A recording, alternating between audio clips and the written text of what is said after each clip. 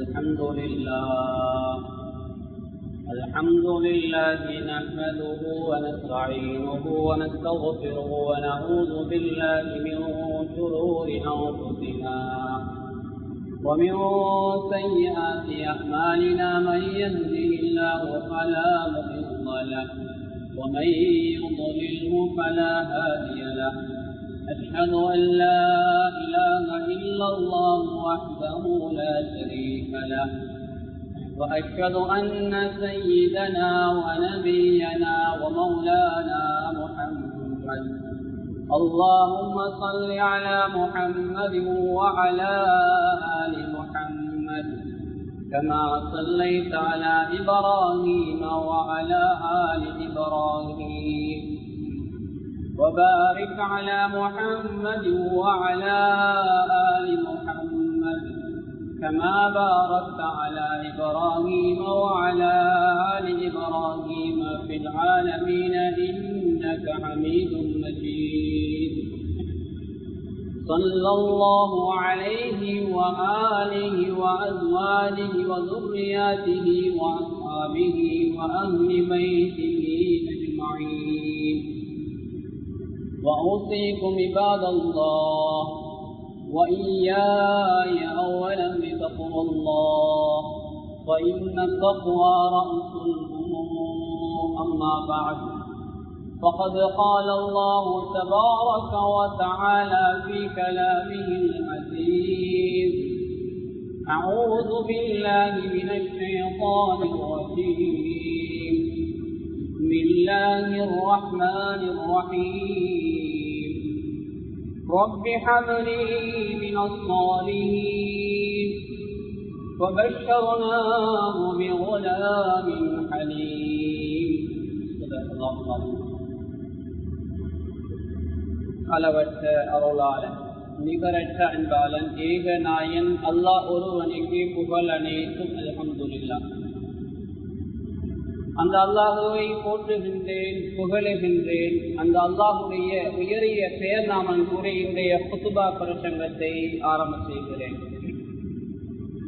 சலாத்தும் சலாமும் என் உயிரிழந்த மேலான கண்மணி நாயகம் முஹம்மது முஸ்தபா ஸல்லல்லாஹு அலைஹி வஸல்லம் அன்னவர் மீதும், அன்னாரின் அடிச்சுவடுகளை அணுவளவும் பிசகாது தமது வாழ்விலே பின்பற்றி வெற்றிகளை கண்ட அருமை சஹாபாக்கள், தாபிஊன்கள், தபஉ தாபிஈன்கள், முஸ்லிமான முஃமினான ஆண்கள் பெண்கள் யாவர் மீதும் அல்லாஹ்வுடைய சாந்தியும் சமாதானமும் என்றென்றும் உண்டாவதாக. எந்த ஒரு நாள் இவ்வுலகம் அணிந்ததற்கு பின்னால் மேலான ஜன்னத்துல் ஃபிர்தௌஸ் கூலியாக கிடைக்கட்டுமாக என்று துஆ செய்கிறேன். அல்லாஹ் கபூல் செய்வானா. நல்லதை கேட்போம், அதன்படி நடப்போம், அதன்பால் அழைப்போம், அதனூடாக நாளைய மறுமையிலே உயரிய சுவர்க்கமாகிய ஜன்னத்துல் ஃபிர்தௌஸிலே குடியிருப்போம் என்ற எண்ணத்தை உள்ளத்திலே ஆழமாக வைக்கும்.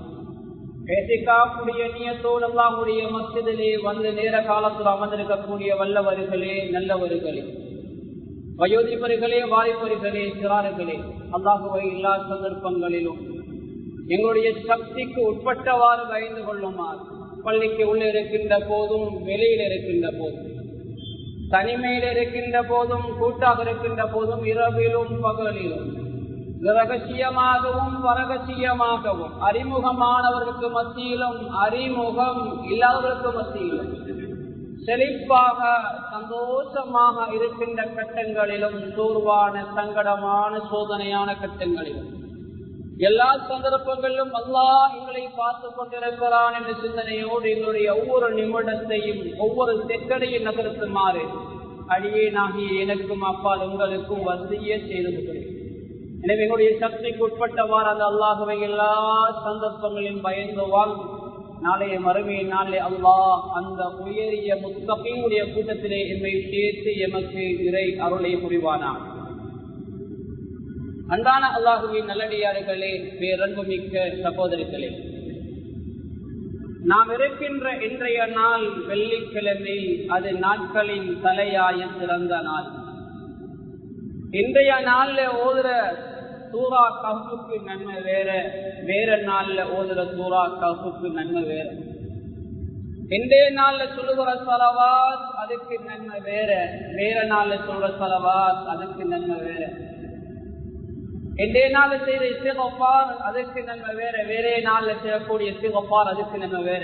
இன்றைய நாள் கொடுக்கக்கூடிய தர்மம் கண்ணியமானவர்களே ஏனைய நாட்கள்ல கொடுக்கிற தர்மம் மாதிரி அல்ல, அது பெருமதியானது இன்றைய நாள். அதே போல இந்த வெள்ளிக்கிழமை இருக்கிறதே இது கண்ணியமான சிறப்பான 10 நாட்களுக்குள்ளே வருகின்ற ஒரு வெள்ளிக்கிழமை. இன்று துல்ஹிஜ்ஜா மாதத்தின் 4ஆம் பிறையிலே நானும் நீங்களும் இருந்து கொண்டிருக்கிறோம். இன்னும் சில நாட்களிலே நாம் பெருநாளை அடைய இருக்கிறோம். பெருநாளைக்கு முன்னதாக வருகின்ற இறுதி வெள்ளிக்கிழமை, இன்ஷா அல்லாஹ் வருகின்ற வியாழக்கிழமை நாம் ஹஜ் பெருநாளை கொண்டாட இருக்கிறோம். அன்பான அல்லாஹுவின் நல்லடியார்களே, எனவே இந்த நாட்கள் பெருமதியான நாட்கள். அல்லாஹு தஆலா கூட பரிசுத்த அல் குர்ஆனிலே சொல்லுகின்றான், வல் ஃபஜ்ர் வலயாலின் அஷ்ர், அதிகாலையின் மீது சத்தியமாக, 10 இரவுகளின் மீது சத்தியமாக என்று அல்லாஹ் சத்தியமிட்டு பேசுகின்றான். ஹஜ்ரத் இப்னு அப்பாஸ் ரலியல்லாஹு தஆலா அன்ஹுமா அவர்கள் சொல்லுகின்றார்கள், இந்த 10 இரவுகள் என்பது துல்ஹிஜ்ஜா மாதத்தினுடைய ஆரம்ப 10 நாட்கள் என்பதாக எழுதுகின்றார்கள். அன்பான அல்லாஹ்வின் நல்லடியார்களே, எனவே இது பெருமதியான நாட்கள். இந்த நாட்களை யாரும் வீணாக்கிவிடக் கூடாது. ஹஜ்ரத் ஸல்லல்லாஹு அலைஹி வஸல்லம் அவர்கள் நாட்களில் செய்யக்கூடிய ஏராளமான அமல்களை சொல்லித் தந்தார்கள். ஒருமுறை ஹஜ்ரத் ஸல்லல்லாஹு அலைஹி வஸல்லம் அவர்கள் சஹாபாக்களை பார்த்து சொல்லுகின்றார்கள், இந்த காலங்களில் செய்யக்கூடிய அமல் அல்லாஹுக்கு மிகவும் விருப்பமான அமல் என்றார்கள். அந்த இடத்தில் இருந்தவர்கள் கேட்டார்கள், நாயகமே, அல்லாஹ்வின் பாதையில் போராடுவதை விட இந்த காலத்தில் அமல் செய்வது சிறந்ததா என்று கேட்டார்கள். ஹஜ்ரத் ஸல்லல்லாஹு அலைஹி வஸல்லம் அவர்கள் சொன்னார்கள், ஒரு மனிதன் அல்லாஹ்வுடைய பாதையிலே போராட சென்று தன்னுடைய உயிர்களையும் உடைமைகளையும் இழந்து விட்டவரை தவிர என்றார்கள். அப்படி என்றால் ஒரு மனித காலத்துல யுத்தத்துக்கு போய் உயிர்களையும் தன்னுடைய உடைமையும் தன்னுடைய உயிரையும் உடைமைகளை இழந்து விட்டான் என்றால் இழந்து விட்டு அந்த ஷஹீதான மனிதன் சிறந்தவன். அப்படி இல்லவென்றால் ஒரு மனிதன் யுத்தத்துக்கு போய் தன்னுடைய உயிரோடு தன்னுடைய உடைமைகளோடு திரும்பி வருகிறான் என்றால் திரும்பி வருகின்ற அந்த மனிதரை விட இந்த காலத்திலே அமல் செய்யக்கூடியவர்கள், இந்த காலத்திலே அதிகமாக நபிலான சுன்னத்துகளிலே ஈடுபடக்கூடியவர்கள், இந்த காலத்தில் அதிகமாக குர்ஆன் திலாவத் செய்யக்கூடியவர்கள், இந்த காலத்தில் அதிகமாக தான தர்மம் கொடுக்கக்கூடியவர்கள், இந்த காலத்தில் அதிகமாக நோன்பு நோக்கக்கூடியவர்கள், இந்த காலத்தில் அதிகமாக இஸ்திக்ஃபார் ஸலவாத் போன்ற நல்ல அமல்களில் ஈடுபடக்கூடியவர்கள் சிறந்தது என்ற கருத்தை ஹஜ்ரத் ஸல்லல்லாஹு அலைஹி வஸல்லம் அவர்கள் சொன்னார்கள். அன்பான அல்லாஹ்வின் நல்லடியார்களே, எனவே இந்த காலத்தை யாரும் வீணாக்கி விடக்கூடாது. இந்த காலத்தில் செய்யக்கூடிய மிக முக்கியமான ஒரு அமல் தான் ஹஜ் உம்ராவுடைய அமல். இந்த 10 நாட்களில் செய்யக்கூடிய முக்கியமான ஒரு அமல்ல உள்ளதான் ஹஜ் உம்ராவுடைய அமல். அதை தாண்டி ஹஜ் பெருநாளை தாண்டி மிக முக்கியமான சில அமல்களை அல்லாஹ் எங்களுக்கு தந்திருக்கிறான். கண்ணியமானவர்கள், அதில் பெருமதியானது ஹஜ் உம்ராவுடைய அமல். அடுத்ததாக இந்த காலங்களிலே மிக முக்கியமாக நோன்பு நோக்கின்ற அமல். முடியுமானவர்கள் துல்ஹிஜ்ஜா மாதம் ஆரம்பத்திலிருந்து 9ஆம் பிறை அரஃபாவுடைய நோன்பு வரைக்கும் நோன்பு நோக்கலாம். அதற்கு சக்தி இல்லையா? அதுக்கு எங்களால் சக்தி பெறவில்லை என்றால் அந்த 9 நாட்களிலே வரக்கூடிய திங்கள் வியாழன் சுன்னத்தான நோன்புகளை நோட்டுக் கொள்ளலாம். அதற்கும் எங்களுக்கு சக்தி இல்லையா? கண்ணியமானவர்களே, குறைந்தபட்சம் அரஃபாவுடைய நோன்பையாவது நாம் நோட்டுக் கொள்ள வேண்டும். ஹஜ்ரத் ஸல்லல்லாஹு அலைஹி வஸல்லம் அன்னவர்களிடத்திலே இந்த அரஃபாவுடைய நோன்பை கேட்கப்பட்டது. அது நோன்புகளிலே சிறந்த நோன்பு என்றார்கள். அப்படி சொல்லிவிட்டு ஹஜ்ரத் ஸல்லல்லாஹு அலைஹி வஸல்லம் அவர்கள் சொல்லுகின்றார்கள், 2 வருட பாவங்களுக்கு பரிகாரம் என்றார்கள். கடந்த வருட ஒரு வருடத்துடைய பாவம், வரவிருக்கின்ற எதிர்கால வருடத்துடைய ஒரு பாவம், அந்த பாவங்களுக்கு சிறு பாவங்களுக்கு வரக்கூடிய சென்ற வருடம் வரக்கூடிய வருடம் ஆகிய 2 வருடங்களில் நடந்த அந்த சிறு பாவங்களுக்கு பரிகாரம் என்பதாக ஹஜ்ரத் ஸல்லல்லாஹு அலைஹி வஸல்லம் சொன்னார்கள். இன்னும் ஸல்லல்லாஹு அலைஹி வஸல்லம் சொன்னார்கள், அதிகமான மக்களை அல்லாஹ் நரகிலே இருந்து விடுதலை செய்வதற்காக தெரிவு செய்திருக்கின்ற பல நாட்கள் இருக்கின்றன. அதிலே மிக முக்கியமான ஒரு நாள் தான் அரஃபாவுடைய நாள். அன்பானவர்கள், என்னுடைய உறவுகள் எங்களை விட்டு பிரிந்திருக்கலாம், எங்களுடைய தாய் தகப்பன் கபராளியாக இருக்கலாம், எங்களுக்கு நல்லதை சொல்லி தந்த உஸ்தாதுமார்கள் கபராளியாக இருக்கலாம், இந்த ஊருக்காக சேவை செய்த நிர்வாகிகள், இந்த ஊருக்காக உதவி செய்த ஜனவந்தர்கள், அல்லது எங்களுக்கு நல்ல முறையிலே வாழ என்று சீதேவியாக எங்களை இந்த உலகத்திலே வாழ ஒரு வழியை கட்டுத்தந்து சென்றவர்கள், இவர்களுக்காக வண்டி நோம்பு நோட்டு துவா செய்யக்கூடிய ஒரு சந்தர்ப்பம் தான் அரஃபாவுடைய நோம்பு. கண்ணியமானவர், அதை யாரும் வீணாக்கி விடாதீர்கள். அரஃபாவுடைய நாளை அதிகமாக பேசலாம். அரஃபாவுடைய நாள் இருக்குது, அது ஹாஜிகளுக்கு விசேஷமான நாள், அந்த ஹஜ்ஜாஜிகளுக்கு மிக மிக விசேஷமான நாள். ஹஜ்ரத் ஸல்லல்லாஹு அலைஹி வஸல்லம் அவர்கள் சொன்னார்கள், அல் ஹஜ்ஜு அரஃபா, ஹஜ் என்றால் அரஃபாவிலே தங்குவது என்றார்கள். ஹஜ்ஜுக்கு செல்லக்கூடியவர்கள் கட்டாயம் அரஃபாவிலே தங்க வேண்டும். அப்படி இல்லை என்றால் அவருடைய ஹஜ்ஜு கூடாது. ஹஜ்ஜுடைய கட்டாய கடமைகளில் ஒன்றுதான் அரஃபாவிலே தங்குவது. அரஃபா மைதானம் என்பது சாதாரணமான ஒரு மைதானம் கிடையாது. லட்சக்கணக்கான சஹாபாக்களுக்கு ஹஜ்ரத் ஸல்லல்லாஹு அலைஹி வஸல்லம் அவர்கள் பயான் செய்த இடம், எங்களுடைய குர்ஆன் முழுமையாக்கப்பட்ட இடம். அது எங்க இருக்கிறது? புனித மக்காவிலிருந்து சுமார் 22 கிலோமீட்டருக்கு அப்பால் இருக்கின்ற ஒரு மைதானம் தான் அரஃபாவுடைய மைதானம்.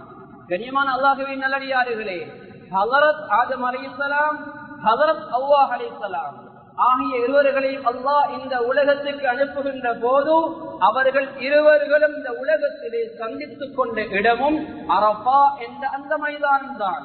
வரலாற்று ஆசிரியர்கள் அந்த குறிப்பை எழுதி வைத்திருக்கிறார்கள்.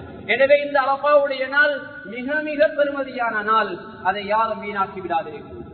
கண்ணியமான அல்லாஹ்வின் நல்லடியார்களே, அந்த நாள்ல எப்படி நனவுகளை செய்கின்றோமோ அதே போன்று அதற்கு வித்தியாசமான பாவமான காரியங்களும் யாரும் ஈடுபட்டு விடாதீர்கள். கண்ணியமான அல்லாஹ்வின் நல்லடியார்களே, எனவே அந்த நோன்பை நோட்டுக் கொள்வது, அந்த அரஃபாவுடைய நாளை பெருமதியான முறையில் நாங்கள் கழித்துக் கொள்வது. அடுத்தபடி இவர்களுக்கு தெரியும், குர்பானி அல்லாஹ் எங்களுக்கு தந்திருக்கிறார். ஹஜ்ரத் இப்ராஹிம் அலைஹிஸ்ஸலாம் அவர்களுடைய குடும்பத்தை நாம் நினைவுபடுத்துகின்ற காலத்தில் இருக்கிறோம். ஹஜ்ரத் இப்ராஹிம் அலைஹிஸ்ஸலாம் அவர்கள் பெருமதியான ஒரு நபி, முழு உலகத்துக்கும் ஒற்றுமையை அகீதாவை கற்றுக் கொடுத்த நபி. அவரை பற்றி வரலாற்று ஆசிரியர்கள் கிதாபுகளை எழுதுகின்ற போது சொல்லுவார்கள், முஅல்லிமுத் தௌஹீத், தௌஹீதுடைய ஆசிரியர், உஸ்தாதுல் அகீதா, அகீதாவுடைய ஒரு உஸ்தாத், அறிஞர் என்று அவரை வர்ணிப்பார்கள். அந்த அளவு பெருமதியானவர்கள் ஹஜ்ரத் இப்ராஹிம் அலைஹிஸ்ஸலாம் அவர்கள். அல்லாஹ் தஆலா கூட ஹஜ்ரத் இப்ராஹிம் அலைஹிஸ்ஸலாம் அவர்களுடைய குர்ஆனிலே சுமார் 69 இடங்களிலே ஹஜ்ரத் இப்ராஹிம் அலைஹிஸ்ஸலாமுடைய பெயரை குறிப்பிட்டு பேசியிருக்கிறார். ஏனைய நபிமார்களை அல்லாஹ் குர்ஆனிலே பேசியிருக்கிறார். சுமார் 25 நபிமாருடைய வரலாறுகளை அல்லாஹ் குர்ஆனிலே பேசுகின்றான். 25 நபிமார்களுடைய பெயர்களை அல்லாஹ் குர்ஆனிலே சொல்லியிருக்கிறான். ஹஜ்ரத் இப்ராஹிம் அலைஹிஸ்ஸலாம் அவர்களை பற்றி நாம் பேசுகின்ற போது ஹஜ்ரத் இப்ராஹிம் அலைஹிஸ்ஸலாமுடைய தந்தை யார், தந்தையுடைய கொள்கை என்ன, தந்தையுடைய பெயர் என்ன, தன்னுடைய மனைவி, மக்கள், தன்னுடைய பிள்ளைகள், ஹஜ்ரத் இப்ராஹிம் அலைஹிஸ்ஸலாம் அவர்களை பற்றி தெளிவாக நிறையவே அல்லாஹ் குர்ஆனிலே பேசியிருக்கிறார். சூரா இப்ராஹிம் என்று குர்ஆனிலே ஒரு சூறாவை அல்லாஹ் இறக்கி வைத்திருக்கிறான். ஹஜ்ரத் இப்ராஹிம் அலைஹிஸ்ஸலாமுடைய பெயரை தாங்கிய சூரா. அந்த அளவு தியாகம் செய்த ஒரு நபியுடைய நினைவை ஞாபகப்படுத்துகின்ற நாட்கள் தான் இந்த நாட்கள். அதிலே ஹஜ்ரத் இப்ராஹிம் அலைஹிஸ்ஸலாம் அவர்களை அல்லாஹ் பல விடயங்களை கொண்டு சோதித்தான். அதிலே ஒன்றுதான், அல்லாஹ் ஹஜ்ரத் இப்ராஹிம் அலைஹிஸ்ஸலாம் அவர்களுக்கு நிறைய செல்வங்களை கொடுத்தான். அந்த செல்வம் என்ற அந்த சோதனையிலே அவர்கள் வெற்றி பெற்றார்கள். ஹல் அஸாக ஹதீஸு ضيف இப்ராஹீம் அல் முக்ரமீன். ஹஜ்ரத் இப்ராஹிம் அலைஹிஸ்ஸலாம் அவர்கள் விருந்தாளிகளை கண்ணியப்படுத்திய செய்தி நபியே நாயகம் உங்களுக்கு கிடைக்கலையா என்று அல்லாஹ் கேட்கிறான். எல்லா சொத்து செல்வத்தையும் விருந்தாளிகளுக்கு அல்லாஹ்வுடைய விருந்தாளியை கொடுக்க முன் வந்தார். முழு பொருளாதாரத்தையும் அல்லாஹ்வுக்காக செலவழிக்க முன் வந்தார். அந்த சோதனையிலும் அவர் வெற்றி பெற்றார். ஹஜ்ரத் இப்ராஹிம் அலைஹிஸ்ஸலாம் அவர்களுக்கு அல்லாஹ் அந்த திரகாத்திரமான உடம்பை கொடுத்தான். அந்த உடம்பை அல்லாஹ் சோதித்து பார்த்தான். நம்ரூது மன்னன் வருடக்கணக்கிலே மூட்டிய நெருப்பு, அந்த நெருப்பிலே ஹஜ்ரத் இப்ராஹிம் அலைஹிஸ்ஸலாம் அவர்கள் கை கால்கள் கட்டப்பட்ட நிலைமையிலே போடப்படுகிறார்கள். ஈமானை விடுகிறாயா? இல்லை, நெருப்பிலே போடுங்கள், சாம்பலாகட்டும் பரவாயில்லை, ஆனால் ஈமானை விடமாட்டேன் என்று நெருப்பிலே அவரை போடுகின்றார்கள். அந்த நெருப்பு பத்தவில்லை. உலகத்திலே பத்துகின்ற எல்லா நெருப்பும் அல்லாஹ்வுடைய கட்டளை பிரகாரம் தான் பத்துகின்றன. அல்லாஹு தஆலா சில விடயங்களை செய்வதற்காக மலாயிக்காமார்களுக்கு ஏவுவார். சில விடயங்களை மலாயிக்கமார் இல்லாமல் அல்லாஹ் குன் என்ற வார்த்தையை கொண்டு, ஆங்கி என்ற வார்த்தையை கொண்டு அல்லாஹ் செய்யக்கூடிய ஆற்றல் உள்ளவன். மலாய்க்கா மாறுதான் அல்லாஹ்வுடைய வேலைகளை, அல்லாஹ்வுடைய ஏவல்களை செய்ய வேண்டும் என்றல்ல, அல்லாஹ்வுக்கு செய்யலாம். ஆனால் அல்லாஹ் அந்த உலகத்திலே ஒரு நிர்வாக கட்டமைப்பை வைத்திருக்கிறார். அந்த அடிப்படையிலே நெருப்புக்கு பொறுப்பான அந்த வாழவரிடத்திலே அல்லாஹ் பேசாமல் நேரடியாக நெருப்போடு அல்லாஹ் பேசுகிறான்.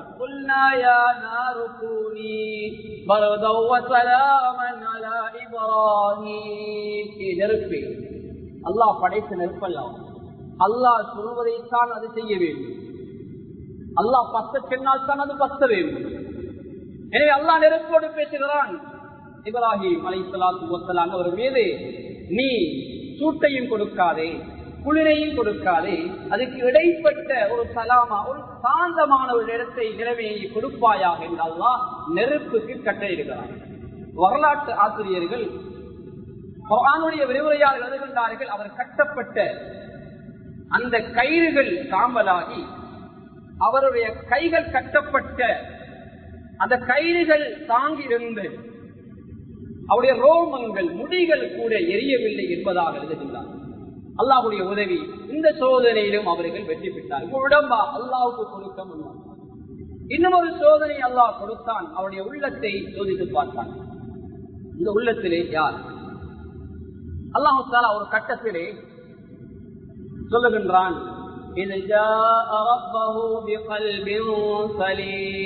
ஹஜ்ரத் இப்ராஹிம் அலைஹிஸ்ஸலாம் அல்லாஹ்வை வந்தடைகின்ற போது கல்புல் சலீம், ஈரேற்றமான உள்ளமுடையவராக வந்தார்.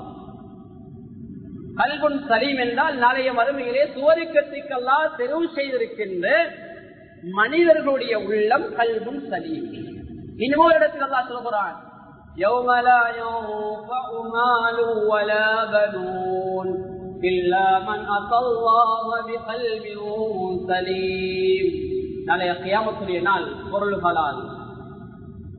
பொருட்களால் பிள்ளை குட்டிகளால் ஒன்றும் செய்ய முடியாத நாள். யாருடைய உள்ளம் கல்பன் சலீமாக இருக்குமோ அந்த உள்ளங்களுக்கு ஈடேற்றம், அந்த உள்ளங்களுக்கு சுவர்க்கத்தை அல்லாஹ் கொடுப்பதாக வாதா பண்ணியிருக்கிறான். அந்த உள்ளம் தான் ஹஜ்ரத் இப்ராஹிம் அலைஹிஸ்ஸலாம். அல்லாஹ் உள்ளம் என்ன சோதனையில் 3வது சோதனை வெற்றி பெற்றார். இன்னும் ஒரு சோதனை அல்லாஹ் கொடுத்தான், அதுதான் நானும் நீங்களும் செய்யக்கூடிய ஒரு தியாக கடமை, உலூஹியா என்ற சுன்னா முஅக்கதா. அன்பான அல்லாஹ்வின் நல்லடியார்களே, அல்லாஹ் தஆலா பிள்ளை கிடைக்காத இந்த வயதில் ஒரு குழந்தையை கொடுத்தார். ரப்பி ஹப்லி மினஸ் ஸாலிஹீன், யா அல்லாஹ் எனக்கு சாலிஹான ஒரு பிள்ளையை தருவாயா. வபஷர்னாஹு பிகுலாமின் ஹலீம், அவருக்கு நாங்கள் நன்மாராயாக நல்ல விவேகம் உள்ள புத்தி அறிவுள்ள ஒரு குழந்தையை கொடுத்தோம். இப்படி என்ன அந்த வரலாறை சொல்லிவிட்டு அந்த குழந்தை அங்கும் இங்கும் ஓடி திரிகின்ற அந்த வயது வருகின்ற போது குர்பானை கொடுக்குமாறு அல்லாஹ்வுடைய கட்டளை வருகிறது. அதையும் அவர்கள் தயங்கவில்லை, அதையும் நிறைவேற்ற அங்கே முன்வருகிறார்கள். கண்ணியமானவர்களே, இந்த சோதனையிலும் அங்கே அவர்கள் வெற்றி பெறுகிறார்கள். இந்த எல்லா சோதனைகளுக்கும் பின்னால்தான் ஹஜ்ரத் இப்ராஹிம் அலைஹிஸ்ஸலாம் அவர்களை அல்லாஹ்வுடைய நேசராக தெரிவு செய்தான்.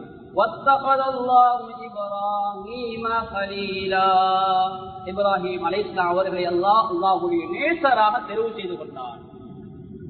ஒரு மனிதன் அல்லாஹ்வுடைய நேசராக ஆகுவதென்றால் சாதாரணமான விடயம் கிடையாது.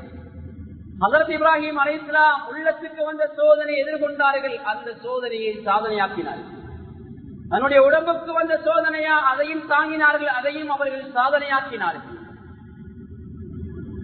தன்னுடைய முழு செல்வத்துக்கு வந்த சோதனையா, அந்த சோதனையும் அவர்கள் சாதனையாக ஆக்கினார்கள். தன்னுடைய குழந்தைக்கு வந்த செல்வமா, அந்த செல்வம், அந்த குழந்தை செல்வம் என்ற அந்த சோதனையிலும் அதையும் சாதனையாக்கி, அந்த எல்லா சோதனைகளுக்கு பின்னால் தான் ஹஜ்ரத் இப்ராஹிம் அலைஹிஸ்ஸலாம் அவர்கள் அல்லாஹ்வுடைய நேசராக தெரிவு செய்யப்படுகிறார். ஒரு இடத்தில் அல்லாஹ் சொல்கிறார், وَإِذِ ابْتَلَى إِبْرَاهِيمَ رَبُّهُ بِكَلِمَاتٍ فَأَتَمَّهُنَّ. மேலும் இப்ராஹிம் அலைஹிஸ்ஸலாம் அவர்களை நிறைய விடயங்களை கொண்டு நாங்கள் சோதித்தோம், நிறைய கலிமாக்களை கொண்டு சோதித்தோம். அந்த எல்லா விடயங்களிலும் அவர்கள் அந்த சோதனையை பூர்த்தி செய்தார்கள் என்ற விடயத்தை எல்லாம் சொல்லிட்டார். இன்னும் ஒரு இடத்துல சொல்கிறார், மாகான இப்ராஹீம் யஹூதியா வலா நஸ்ரானியா வலகின் கான ஹனீஃபம் முஸ்லிமா. ஹஜ்ரத் இப்ராஹிம் அலைஹிஸ்ஸலாம் ஒரு யஹூதியாகவோ நஸ்ரானியாகவோ இருக்கட்டும், அல்லாஹ்வுக்கு முற்றிலும் கட்டுப்பட்ட ஒரு முஸ்லிமாக இந்த உலகத்திலே வாழ்ந்தார். தன்னுடைய தந்தையோ நெருப்பை வணங்கக்கூடிய ஒருவர், சிலை வணக்கக்காரர். அந்த சந்தர்ப்பத்திலும் ஹஜ்ரத் இப்ராஹிம் அலைஹிஸ்ஸலாம் தன்னுடைய தந்தையோடு நடந்து கொண்ட முறையும் அல்லாஹ் சொல்லி காட்டுகிறார். ஒரு கட்டத்திலே தன்னுடைய தந்தைக்கு உபதேசம் பண்ணுகின்றார். உலக வளமையும் இருக்கிறது, பேரன் தான் பிள்ளைக்கு உபதேசம் பண்ணுவார். ஆனா சில பிள்ளைகளும் பெற்றோருக்கு உபதேசம் பண்ணிருக்கிறார்கள். ஹஜ்ரத் இப்ராஹிம் அலைஹிஸ்ஸலாம் வரலாறை கற்றுத்தார்கள். يا أبت لا تعبد الشيطان إن الشيطان كان للرحمن عصيا.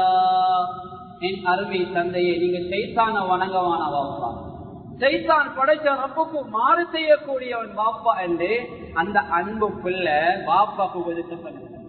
தொடர்ந்து அந்த குழந்தை சொல்லுகிறது, இன்னி யா அபதி இன்னி அகாப் ஐயமஸ்ஸக அஸாபும் மினர் ரஹ்மானி ஃபதகூன லிஷைத்தானி வலியா.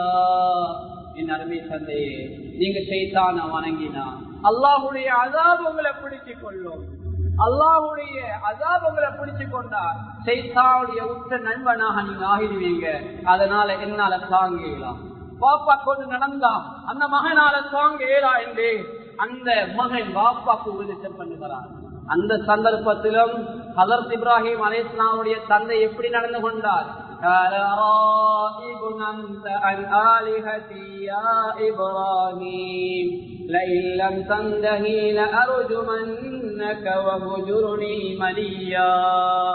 என்ன சொல்லுகிற இப்ராஹிம், உலோகாலம் வணங்கிட்டு வந்த விக்கிரகங்களை நீ உடைக்க சொல்றியா? விக்கிரக ஆராதனை வேணாம் சொல்றியா?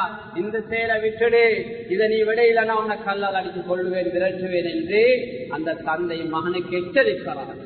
இந்த சந்தர்ப்பத்திலும் அந்த அன்பு மகன் எப்படி நடந்து கொண்டார்? அருமை தந்தை, உங்களுக்கு சலாம் உண்டாவதா, உங்களுக்கு சாந்தி உண்டாவதா? வாப்பாக்கு துவா அல்ல பிள்ளை. அன்பானவர்களே, அந்த இப்ராஹிம் அலைஹிஸ்ஸலாமுடைய வரலாறை நினைவுபடுத்துகின்ற ஒரு கடமைதான் சுன்னா முஅக்கதா, இந்த உலுஹியா என்ற இபாதத். ஹதீஸ்ல குல்லி ஷஅரத்தின் ஹஸனா, ஒவ்வொரு முடிக்கும் அல்லாஹ் நன்மையை கொடுக்கிறான். சுப்ஹானல்லாஹ்.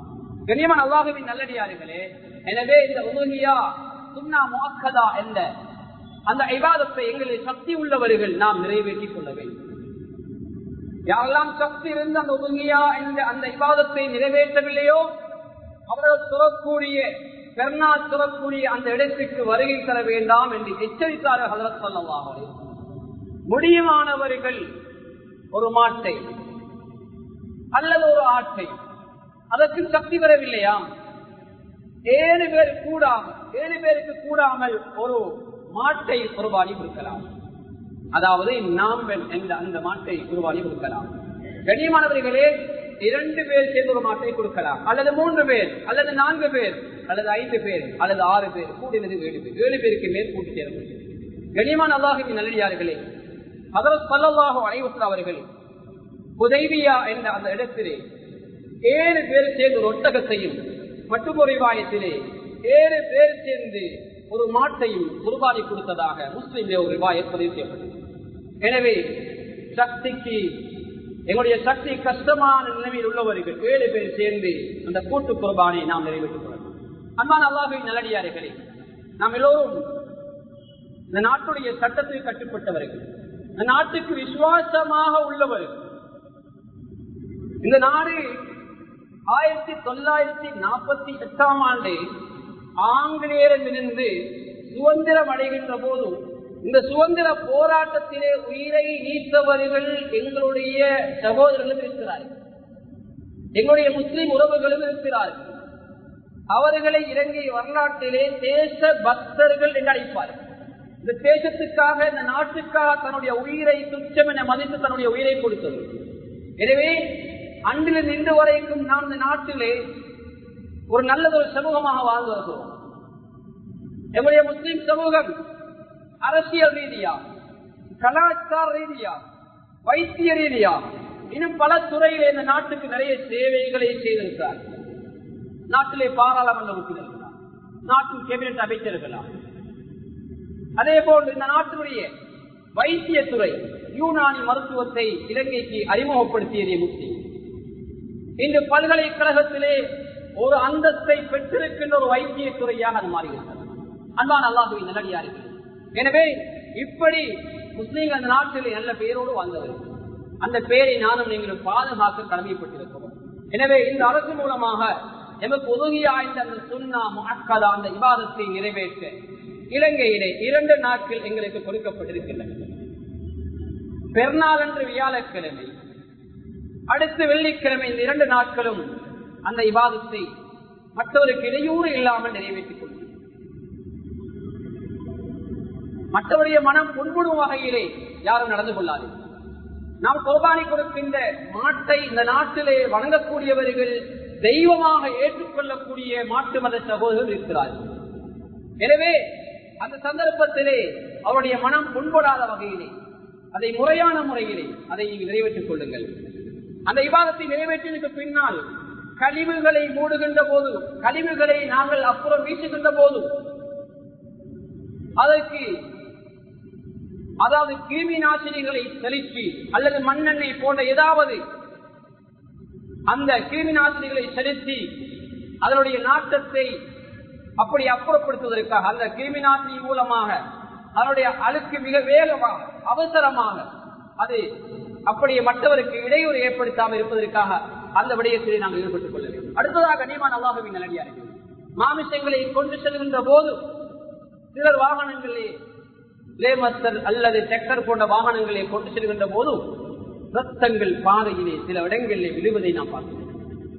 அப்படி இடையூறுகளை ஏற்படுத்தாமல் நாம் அறுக்கின்ற அந்த இடத்திலே அதனை பெக் பண்ணுவதாக இருந்தால், அதை பார்சல் பண்ணுவதாக இருந்தால், அதை பொதி செய்வதாக இருந்தால் அந்த இடத்திலே இடையூறு இல்லாமல் பொதி செய்து முறையான முறையிலே அந்த கடமையை நீங்கள் நிறைவேற்றிக் கொள்வீர்கள்.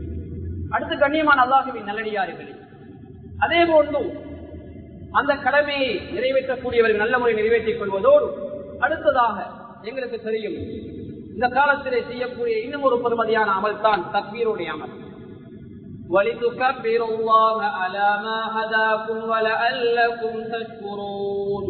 அல்லாஹ் உங்களுக்கு நேர் வழி காட்டியதற்காக நீங்க அல்லாஹ்வுக்கு நன்றி செலுத்தும் முகமாக தக்பீர் செய்து கொண்டே இருங்கள், தக்பீர் சொல்லிக் கொண்டே இருங்கள் என்று அல்லாஹ் குர்ஆனில் சொல்லி காட்டுகிறார். எனவே அல்லாஹ்வை நாங்கள் எப்போதும் தக்பீர் சொல்லுவது, அல்லாஹ்வை புகழ்வது நம்முடைய வாழ்க்கையில் இருக்க வேண்டும். அதிலும் குறிப்பாக பெருநாளுடைய அந்த நாட்களிலே, அதிலும் அந்த அரபாவுடைய நாள் ஆரம்பிக்கின்ற அந்த நேரத்திலிருந்து, அப்படி என்றால் அரபாவுடைய நாள் மகரிபுடைய நேரத்திலிருந்து துல்ஹிஜ்ஜா அய்யாமுத் தஷ்ரீக், துல்ஹிஜ்ஜா 13ஆம் பிறை அஸ்ர் வரைக்கும் தக்பீர் சொல்லலாம். எனவே அது எங்களுடைய இமாம் சொல்லித் தருவார், நாங்கள் சொல்லுகிறோம். அது வல்லாமல் வேறு இடங்களிலும் என்னென்ன காரியங்களை நாங்கள் தொடங்குகின்றோமோ அந்த இடத்திலே தக்பீரையும் சொல்லி அந்த விடயங்களை நாங்கள் ஆரம்பிக்க வேண்டும். அது இஸ்லாம் காட்டி தந்த ஒரு வழிமுறையாக இருக்கிறது. அதையும் நாங்கள் பேணிக் கொள்வதோடு அடுத்ததாக கண்ணியமான அல்லாஹ்வின் நல்லடியார்களே, நாட்டுடைய நிலைமை எங்களுக்கு தெரியும். கடும் மழை, காற்று, வெள்ள நீர்கள் மூலமாக பாதிப்பு, இப்படியான சூழ்நிலைகளே பெருநாளை நாம் எமது குடும்பங்களோடு, எமது ஊர்களோடு, எமது அயல் கிராமங்களோடு இந்த பெருநாளை ஆக்கிக் கொள்வது மிக மிக ஏற்றமாக இருக்கிறது. ஏனென்றால் சில வேளை பயணம் செல்கின்ற போது ஒரு ஆபத்தான இடங்களில் எங்களுக்கு ஏதாவது விபத்துகள், ஆபத்துகள் ஏற்பட்டால் அது ஒரு கவலையை தரக்கூடிய நிகழ்வாக இருக்கும். சிரித்து சிரித்து பயணம் போகிறோம், மாலையாக கொள்ள வீடுக்குள்ளே கண்ணீர். வாழ்வதற்காக பயணம் போகிறோம், மரணத்தோடு பயணம் முடிகிறது. சந்தோஷமாக பயணம் போகின்றோம், கவலையோடு பயணம் முடிக்கிறது. இலாபத்துக்காக பயணம் போகிறோம், நஷ்டத்தோடு பயணம் முடிகிறது. எனவே சில வேளை செல்கின்ற பயணம் அது ஒரு கடைசி பயணமாக இருந்து விட்டால் அல்லாஹ் பாதுகாக்க வேண்டும். எனவே இப்படியான ஆபத்தான சூழ்நிலையிலே பயணங்கள் செல்வதை தவிர்த்துக் கொள்வது மிக மிக ஏற்றமாக இருக்கிறது. பயணங்கள் செல்கின்ற போது அதிலே ஒரு அமீரை கண்டிப்பாக நாங்கள் நியமிக்க வேண்டும். பொதுவாக ஜமாத்திலே ஒரு அமீரை நாம் நியமித்து கட்டுப்படுவோம். ஆனால் அந்த அமீர் என்ற அந்த கட்டுப்படுகின்ற தன்மை ஜமாத்திலே மாத்திரமல்ல, வீட்டுக்குள்ளும் ஒரு அமீரை நாம் உருவாக்குவோம். பயணத்திலும் ஒரு அமீரை நாம் நியமித்துக் கொள்ள வேண்டும். எல்லா சந்தர்ப்பங்களிலும் 3 பேர் நாம் இருந்தாலும் எங்களுக்குள்ளே ஒரு அமீரை, தலைவரை நியமித்து அவரை கட்டுப்படுகின்ற பழக்கத்தை நாம் உருவாக்கிக் கொள்ள வேண்டும். எனவே கண்ணியமான அல்லாஹ்வின் நல்லடியார்களே, இந்த விடயங்களை பேணிக் கொள்ளுங்கள். பயணங்கள் போகின்ற போது அந்த துஆக்களோடு, கந்தை ஏறுகின்ற போது துஆ இருக்கிறது, கந்தையிலிருந்து இறங்குகின்ற போது துஆ இருக்கிறது, பயணத்தை மேற்கொள்கின்ற போது துஆ இருக்கிறது, பயணம் முடிகின்ற போது துஆ இருக்கிறது. எனவே கண்ணியம் அந்த துஆக்களை நாங்கள் ஒதுக்க வேண்டும். கண்ணியமான அல்லாஹ்வின் நல்லடியார்களே, இப்படி எங்களுடைய இந்த பெருநாளை அமைத்துக் கொண்டால் அது பெருமதியாக இருக்கும். அடுத்ததாக எங்களை ஈண்டெடுத்த எத்தனையோ பெற்றோர்கள், எங்களை ஈண்டெடுத்த எத்தனையோ நல்ல உறவுகள், எங்களுக்கு நல்லதை சொல்லித் தந்த எத்தனையோ சீரடிகள் இன்று கபராளிகள், இன்று எங்களை விட்டு பிரிந்து அவர்கள் இந்த உலகத்திலே வாழ்ந்து கொண்டிருக்கிறார்கள். அவர்களுக்காக நலவை செய்ய வேண்டிய எங்களை மீது நலவுகள் வராதா, எங்களை மீது ஒரு துவா வராதா என்று எதிர்பார்ப்பு இருக்கக்கூடியவர்கள். எனவே ஜியாரத்துல் குபூர், அந்த பெருநாளுடைய தினத்திலே அவருடைய கபர்களுக்கு சென்று அவர்களுக்காக பிரார்த்தனையில் ஈடுபடுங்கள். நிச்சயமாக அல்லாஹ் உங்களுடைய பிரார்த்தனை ஏற்றுக்கொண்டு அவர்களுக்கு பாவ மன்னிப்பை கொடுக்க அல்லாஹ் போதுமானதாக இருக்கிறார். எனவே அதே போன்று கண்ணியமானவர்களே, இன்னும் எங்களுடைய உறவுகள், எங்களுடைய ஊரில் உள்ள நோயாளிகள் அல்லது எங்களை ஈண்டெடுத்த பெற்றோர்கள் ஹயாத்தோடு இருந்தால் அவர்களை நாங்கள் அந்த பெருநாள் தினங்களில் சந்தித்துக் கொள்ள வேண்டும். பெருநாள் தினங்களில் அவர்கள் அன்பாக இரக்கமாக நாம் நடந்து கொள்ள வேண்டும். எங்களாலான கடமைகளை அவர்களுக்கு செய்து கொள்ள வேண்டும். கண்ணியமானவர்கள், அந்த விடயங்களில் நாங்கள் ஈடுபட்டுக் கொள்வது. அடுத்தது, ஹஜ் பெருநாளைக்கு செல்கின்ற போது ஏதாவது வீட்டிலே உணவுகள் சாப்பிட்டு விட்டு செல்வது சுன்னத்தாக. சுன்னத், அதாவது நோவு பெருநாளைக்கு சாப்பிட்டு விட்டு செல்ல வேண்டும். ஹஜ் பெருநாளைக்கு ஏதாவது சாப்பிடாமல் செல்வது இஸ்லாம் காட்டித் தருகின்ற ஒரு வழிமுறையாக இருக்கிறது. கண்ணியமானவர்களே, எங்களுக்கு முடியுமாக இருந்தால் அந்த சுன்னத்தை நாங்கள் பேணிக் கொள்வது. அப்படி இல்லை என்றால் எங்களால் முடியுமான கஷ்டமான வறுமையான நிலைமையில் ஒருவருக்கு எங்களால் முடியுமான உதவிகள் ஏதாவது செய்வோம். இன்று சிலர் பெருநாளுடைய தினத்தையும் அடைய இருக்கின்றவர்கள் எத்தனையோ பேர் ஆடை இல்லாமல் இருக்கிறார்கள், எத்தனையோ உணவு இல்லாமல் இருக்கிறார்கள், எத்தனையோ பேர் பெருநாளுடைய தினத்தை எப்படி கழிப்பதென்று கவலையில் இருக்கிறார்கள். கண்ணியமானவர்களே, இந்த சந்தர்ப்பத்தை அவருடைய கண்ணீரை துடைக்கின்றவர்களாக, அவருடைய கவலையிலே பங்கெடுக்கின்றவர்களாக நாங்கள் நீங்கள் நிச்சயமாக மாற வேண்டும். நாம் அதிலே கலந்து கொள்கின்ற போதெல்லாம் நிச்சயமாக அவருடைய துவாவின் மூலமாக நம்முடைய வாழ்வில் அல்லாஹ் பரக்கத் செய்யப்படுத்துவான். எனவே கண்ணியமானவர்களே, அல்லாஹ் இன்னி தந்த மூச்சுகள் முடிந்து விட்டால், அல்லாஹ் எங்களுக்கு போட்ட ஆகாரம் முடிந்து விட்டால் இந்த உலகத்தை விட்டு நாங்கள் பிரிந்து விடுவோம். அதற்கு முன்னதாக நல்லதை செய்து கொள்வோம், சீதைவைகள் அந்த உலகத்தை வாழ்ந்து கொள்வோம். எனவே அல்லாஹ் எங்களுக்கு தர இருக்கின்ற அந்த பெருநாளை நல்ல முறையில் ஏழை எளிய மக்களோடு, குடும்பங்களோடு, பெற்றோரோடு நன்மைகள் நிறைந்த பெருநாளாக, நன்மைகள் நிறைந்த நாளாக அந்த நாளை இறைவாரி எங்களுக்கு ஆசி தருவாயா. யா அல்லாஹ், உனக்கு பொருத்தமானவர்களாக எம்மை நீ கபூல் செய்து கொள்வாயா. யா அல்லாஹ், எங்களுடைய முடிவை நல்ல முடிவாக ஆசி தருவாயா. யா அல்லாஹ், சக்கராத்துடைய சந்தர்ப்பத்திலே எமக்கு கனிமாவை நசிவாக்கிடுவாயா. நல்லோர்கள் நாளை மறுமையினால் எங்களை சேர்த்து வைப்பாயா. நல்ல நாளிலே, நல்ல நேரத்திலே, நல்ல வார்த்தையிலா இலாஹ இல்லல்லாஹ் முஹம்மது ரசூலுல்லாஹ் என்ற கலிமாவோடு எங்கள் உயிரை நீ எடுத்துக் கொள்வாயா. யா அல்லாஹ், நாங்கள் கேட்ட துஆவை தனிப்பில் திருப்பியை கொண்டு ஏற்றுக்கொள்வாயாக. ஆமீன் ஆமீன். வ ஆகிரு தஅவானா அனில் ஹம்துலில்லாஹி ரப்பில்